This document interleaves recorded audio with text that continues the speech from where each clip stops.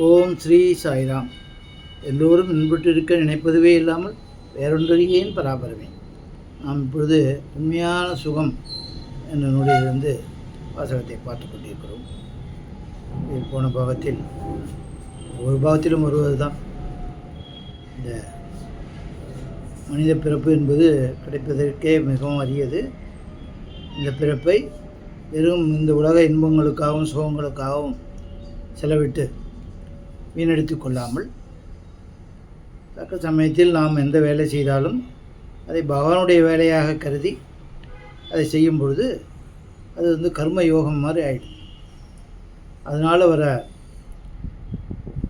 நல்லது கெட்டதோ எதுவும் நம்மளுக்கு சேராது. அதுமாரி அப்போ அதுமாரி எல்லாத்துக்கும் அவங்க அர்ப்பணம் பண்ணிட்டு அவரோட இன்ஸ்ட்ருமெண்டல் மாரி நம்ம பண்ணுறோம். அதில் நான் எனது அப்படிங்கிற இதெல்லாம் அதில் மாறிடும். இதேமாரிலாம் இருந்து இறைவன் மீது பக்தி செய்து இந்த தான தர்மங்கள் செய்து இந்த ஜென்மத்தை கடைத்தேற்றிக் கொள்ள வேண்டும் என்று தான் பெரியவர்கள் மகான்கள் ஞானிகள்லாம் சொல்லிகிட்டே இருக்காங்க. இந்த மகானும் அதே தான் சொல்லிட்டு இருக்காரு. மேற்கொண்டு பார்ப்போம். பரமாத்மா இருக்கிறார் என்ற உறுதியான நிச்சயம் ஏற்பட்டு விட்டால் தம்மைத்தாமே உணர்த்தும் பொறுப்பு பகவானிடம் சேர்கிறது என்று மேலோர்கள் சொல்ல கேட்டிருக்கிறேன். அதாவது பரமாத்மா இருக்கிறார் என்ற உறுதியான நிச்சயம் ஏற்பட்டு விட்டால் தம்மைத்தாமே உணர்த்தும் பொறுப்பு பகவானிடம் சேர்கிறது. அவர் எடுத்துக்கிறார்.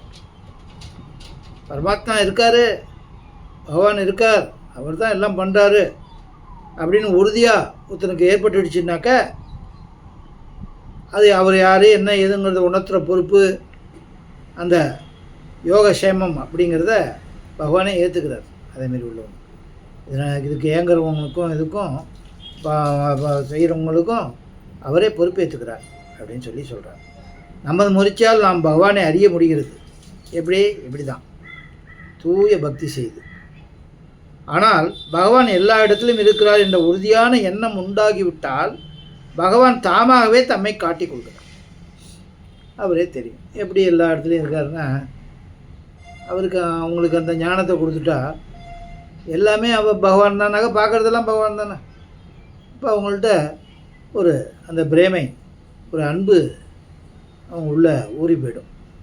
அதனால் யாரையும் வித்தியாசமாக பார்க்குறது, ஜாதியோ மதமோ மற்ற பொருளாதாரத்தில் மேற்பட்டவங்க கீழ்பட்டவங்க இதேமாரி பாகுபாடுகள், ஏன் மற்ற ஜீவங்க கூட நாய் பூனையிலேருந்து எல்லாத்துலேயும் பகவானோட இதுதான் அப்படிங்கிற பார்க்குற இது வந்துடும். அதுக்கு நம்ம உதாரணமாக நம்ம வள்ளலாரை சொல்லலாம். வாடிய பயிரை கண்டபோது வாடினேன் அப்படின்னா நம்மளும் தான் வாடிய பயிரை பார்க்குறோம், வாடிய மரத்தை பார்க்குறோம், என்னென்னமோ பண்ணுறோம். நம்மளுக்கெல்லாம் தோணியிருக்கா? அவருக்கு தோணியிருக்கு. ஏன்னா அந்த அளவுக்கு அவருடைய அன்பில் அப்படியே ஊறி போயிட்டார். அதனால் செடி கொடியிலேருந்து யார் வாடினாலும் அவரால் தாங்க முடியல. அதேமாரி ஒரு அன்பு வந்துடும். பார்த்தா எல்லாருமே பகவானவே பார்க்கவும், யார் சிரமப்பட்டாலும் யாரும் நம்மளுக்கு என்ன அப்படின்னு சொல்லிட்டு போகிறவங்கலாம் கூட்டம்லாம் இருக்குது இல்லையா? அதுமாரிலாம் இருக்காது. அவங்களால வேண்டதை அதை செய்வாங்க.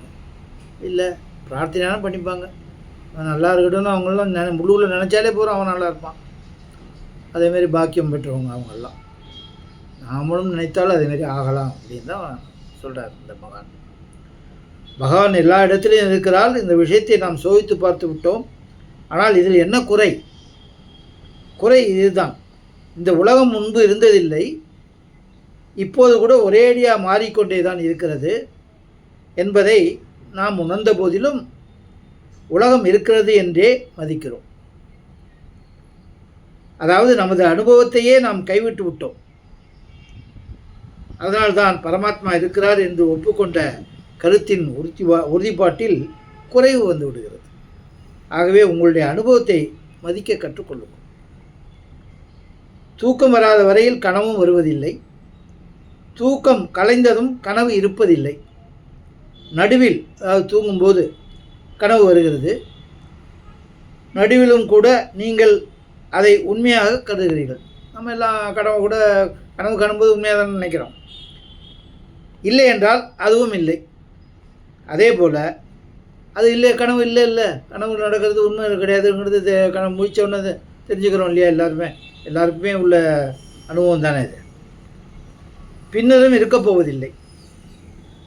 அதாவது இந்த உலகம் சரீரம் முன்னர் இருந்ததில்லை, பின்னரும் இருக்கப் போவதில்லை, நடுவில் வறுமை காட்சி தருகின்றன, அந்த கனவு மாதிரி அப்படின்னு சொல்கிறார்.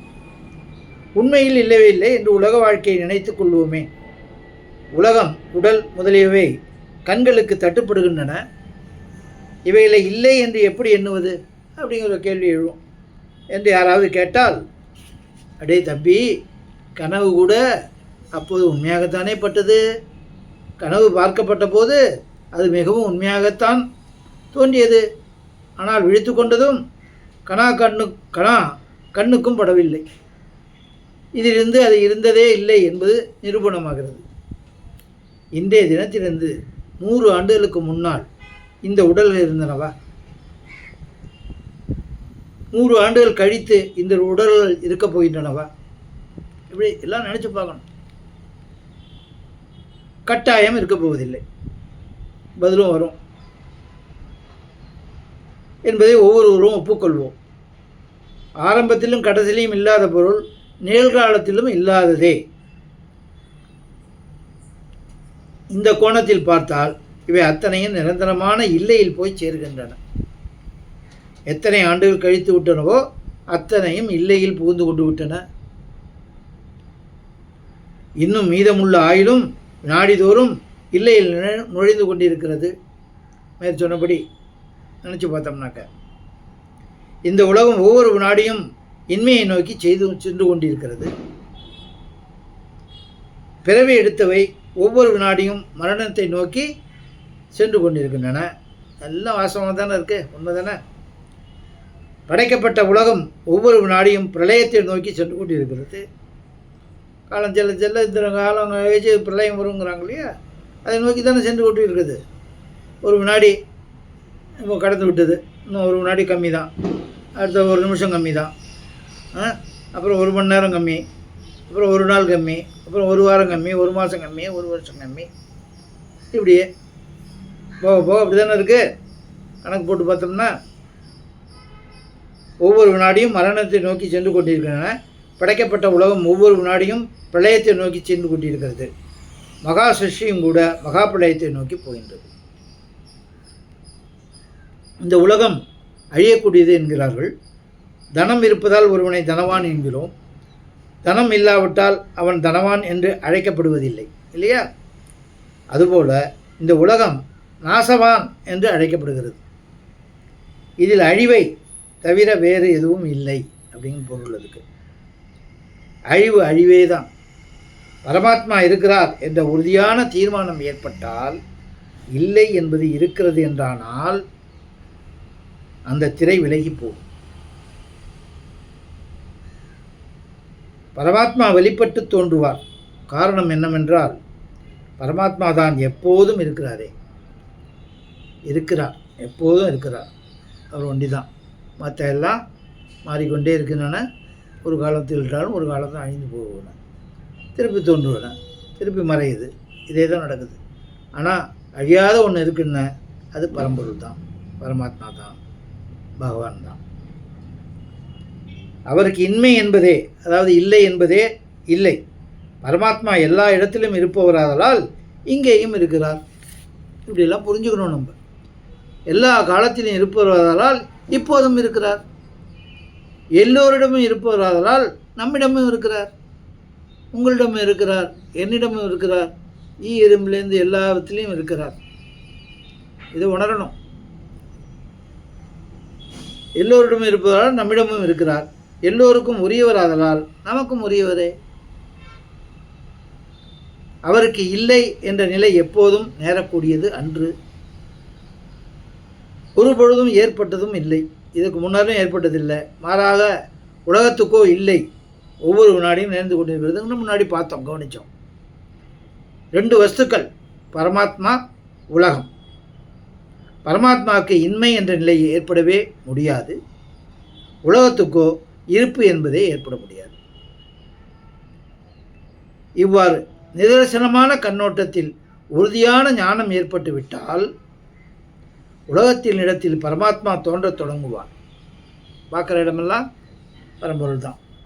பார்க்கும் இடமெல்லாம் நீக்கமர நிறைந்த கருணாகர கடவுளே அப்படின்னு சொல்லிட்டு தாய்மான சுவாமி பாடுவார். அதுமாரி எல்லா இடத்துலையும் அவர் தான் இருக்கார், அது தவிர ஒன்றும் இல்லை அப்படிங்கிறது தான் கடைசி ஞானம். உலகத்தின் இடத்தில் பரமாத்மா தோன்றத் தொடங்குவார். இப்போதும் பரமாத்மாவே தான் தோற்றம் தருகிறார். எல்லாமே அவர் தான் தோற்றம் ஒவ்வொன்றும் ஒரு பேர், ஒரு இது இதெல்லாம் வச்சுருக்கிறதுனால வித்தியாசமாக இருக்குது. ஆனால் எல்லாம் ஒன்று தான் அப்படிங்கிறத முதிர்ந்த ஞானிகள் உணர்வார்கள். அதை நமக்கும் உணர்த்தத்துக்கு முயல்கிறாங்க. இப்போதும் பரமாத்மாவே தான் தோற்றம் தருகிறார். ஏனென்றால் உலகத்துக்கு இருப்புத்தான் இல்லையே, பரமாத்மா இருப்பதாலேயே இந்த உலகம் இருப்பதாகப்படுகிறது. இதில் சத்தியமான வஸ்து எதுவென்றால் பரமாத்மா மட்டும்தான். அப்படியானால் இந்த உலகம் ஏன் உண்மையாக தோன்றுகிறது அப்படின்னு ஒரு கேள்வி வரும் இல்லையா? அறியாமை காரணமாக இந்த உலகம் சத்தியமாக காணப்படுகிறது. எவன் அறிந்தும் பொருட்படுத்தவில்லையோ அவனை அஞ்ஞானி என்கிறார்கள். தெரியுது, ஆமாம், ஆனால் அப்படிமா அவன் அஞ்ஞானியாக தான் இருக்கான். இந்த உலகம் அழியக்கூடியது என்று அறிந்துள்ளான், ஆனாலும் இது நிலையானது என்று நம்புகிறான். அப்போ அஞ்ஞானி தானே. அதுதான் அறியாமை. நாம் அறிந்துள்ளபடியே நம்புவோமேயானால் அறியாமை இருக்காது. நம்ம என்ன அறிஞ்சுக்கிறோமோ அதை நம்பணும். நம்பினா அறியாமை இருக்காது. நாம் உயர்நிலையை அடைவோம். அதுக்கு தான் அந்த தூக்கம் எல்லாருக்கும் கிடைக்கிற அனுபவம் தானே. தூக்கத்தில் ஒரு இதை காண்றோம், எதன்னு பண்ணுறோம், அப்போதைக்கு அது உண்மையாக தான் இருக்குது. திடீர்னு விழிச்சு எறிடுறோம், பார்த்தா ஒன்றும் இல்லை அப்படிங்கிறோம். அதேமாரி தான் இந்த உலகத்தில் நடக்கிறதையும் பார்ப்பாங்க ஞானிகள். அதுதான் உண்மையும் கூட. நம்மளுக்கு அது புரியாத வரைக்கும் நம்மளுக்கு அது தெரியாது. புரிஞ்சுக்கிட்டோம்னாக்க அப்புறம் இதில் நடக்கிற எந்த இதுக்கும், நல்லது கெட்டதுக்கு, சுக துக்கத்துக்கு, என்ன எல்லாத்துக்கும், இன்பம் துன்பத்துக்கு எதுக்கும் கலங்க மாட்டோம். அந்த இதை புரிஞ்சுக்கிட்டோம்னா கலங்க மாட்டோம். எல்லாம் புரிஞ்சுக்கிட்டவங்க புரிஞ்சுங்கன்னு கதறாங்க. இதேமாரிலாம் எழுதி வச்சுட்டு போயிருக்காங்க. நம்மளும் இதெல்லாம் கேட்டால் தானே ஒரு சத்சங்கம் மாதிரி கேட்டாலோ படித்தாலோ தானே கொஞ்சம் கொஞ்சமாக நம்மளுக்கும் ஏறும். நம்மளும் மாற்றிக்கிட்டு என்னென்ன அடையலாம், அந்த நிலையை கூட அடையலாமே. அவங்க மாதிரி நம்மளே இருக்கலாமே, ஆகலாமே. நம்மளுக்கு ஃபுல் உரிமையும் இருக்க. நம்ம அப்பாக்கிட்டேருந்து பெறுறதுக்கு, அப்பாக்கிட்டேருந்து சொத்தை பெறுறதுக்கு ஒரு பையனுக்கு எவ்வளோ உரிமை இருக்கோ அப்படி இருக்குது. நம்ம எல்லாருக்கும் அப்பாவாகிய பரமாத்மாவிடமிருந்து அந்த ஞானத்தை பெறுறதுக்கு எல்லோரும் அதற்கு முயல்வோம், அதை அடைவோம். அதை எல்லோருக்கும் பகவான் அளிக்க வேண்டும் என்று பிரார்த்தித்து கொண்டு இந்த பாகத்தை முடிக்கிறோம். பிறகு பார்ப்போம். ஓம் ஜெய் சாய்ராம்.